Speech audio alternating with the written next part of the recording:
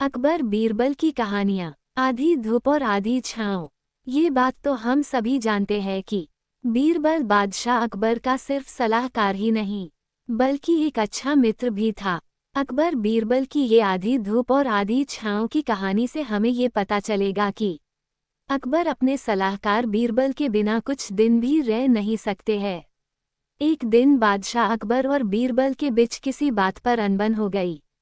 बादशाह अकबर ने गुस्से में आकर बीरबल को नगर छोड़ने का आदेश दे दिया।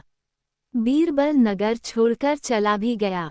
बीरबल एक गांव में अपनी पहचान छुपाकर रहने लगा था।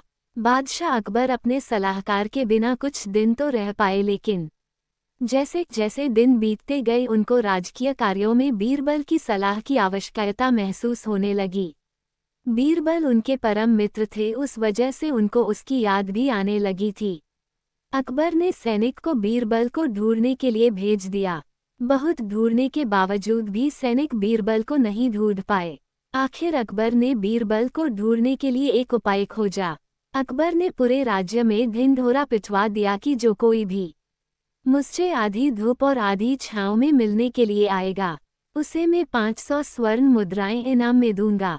अकबर को पहले से ही पता था कि बीरबल के सिवा मेरे इस प्रश्न का जवाब और कोई नहीं दे सकता है, और इस तरह मैं बीरबल को ढूंढने में सफल हो पाऊंगा।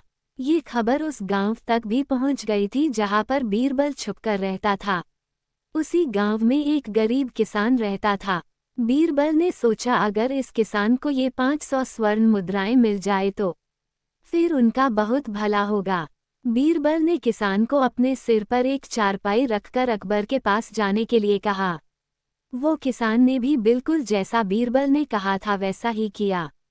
बादशाह अकबर के सैनिकों ने इस किसान को भरी दोपहर में अपने सिर पर चारपाई रखकर राजमहल की ओर जाते हुए देखा। सैनिकों ने तुरंत ये बात राजा अकबर को बताई। राजा अकबर ने उस किसान को अंदर आने की अनुमति दी। किसान ने अंदर जाके बादशाह अकबर से अपना इनाम मांगा।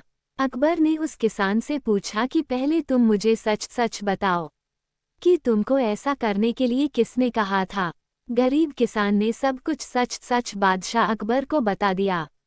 किसान ने बादशाह अकबर से कहा कि महाराज, हमारे गांव में कुछ समय से एक अच्छा व्यक्ति आकर रुका है और उसने ही मुझे सिर पर चारपाई रखकर आपके पास आने को कहा था। किसान की ये सब बातें सुनकर अकबर समझ गए कि वो अच्छा व्यक्ति और कोई नहीं बल्कि बीरबल ही है।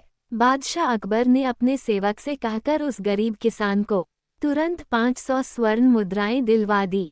अकबर ने अपने सैनिक को उस किसान के साथ भेजकर बीरबल को वापस आने का पैगाम भी भिजवा दिया। बीरबल बादशाह अकबर के पास वापस लौट आए।